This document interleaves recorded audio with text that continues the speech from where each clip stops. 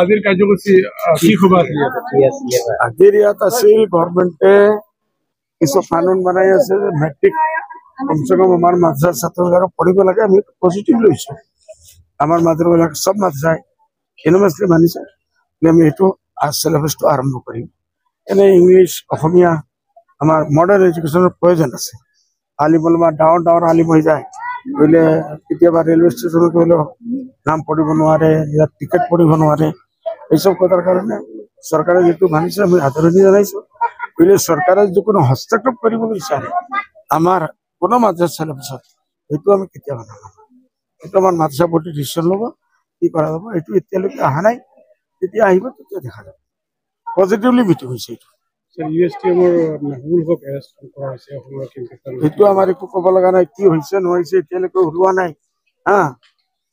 যেতিয়া আহিব তাত এটা কথা মোৰ আছে যে ৰকিবুল হুছেইন চাহাবক যি হিচাপে মাৰধৰ কৰিছে সেইটো মই কোনো প্ৰেছ পোৱা নাই। আজিকালি মিডিয়ালৈ নাহে, MP থাকিলে বেছি আহে। আমি MP নাই সেইকাৰণে নাই। বহুত বেয়া লাগিছে, এইটো হ'ব নালাগে।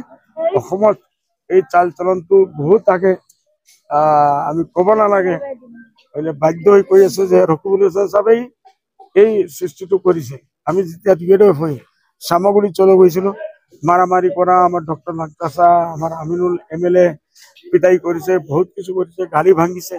এইসব শেষ হব লাগে। আজি সকল পাৱাৰত আহিছে বিজেপি, কোনে মাৰিছে কিছু মানুহ কয়।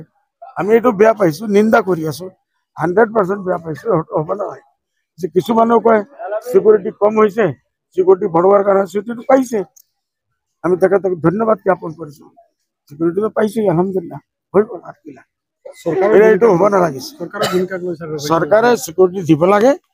কোনো MLAৰ ওপৰত কোনো MPৰ ওপৰত এনেকুৱা কোনো কিছু আমাৰ অসমত হ'ব নালাগে। এইটো বহুত বেয়া।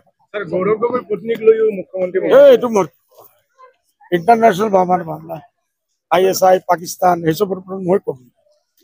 বহুত ডাঙৰ ইছ্যুটো। অখিল গগৈৰ পত্নীক লৈও শেহতীয়াভাৱে বিধানসভাত চাকৰি শুনা নাই। ৰকিবুল হিচাপে যিসময়ত আপুনি এটা কথা কৈছে তেওঁ সেই সময়ত তেওঁ নিজে কৰি থৈছে, তাৰ ফল এতিয়া ভুগিছে নেকি? হ'ব নালাগে। এতিয়ালৈকে এজনো মানুহ নিন্দা কৰি আছো। এইটো মই চৰকাৰক আবেদন কৰিম, যিমান জলদি হয় শীঘ্ৰ হয় এই মানুহবিলাকৰ ওপৰত শাস্তি দিব লাগে, এৰেষ্ট কৰিব লাগে, জেলত দিব লাগে। দুৰ্বল বুলি ভাবিছিল দুৰ্বল ভাবি আছো 100%। ইমান দিন হৈ গ'ল। মেহবুবুল হকক মুখ্যমন্ত্ৰীয়ে টাৰ্গেট কৰি লৈছিলে। ঠিক আছে।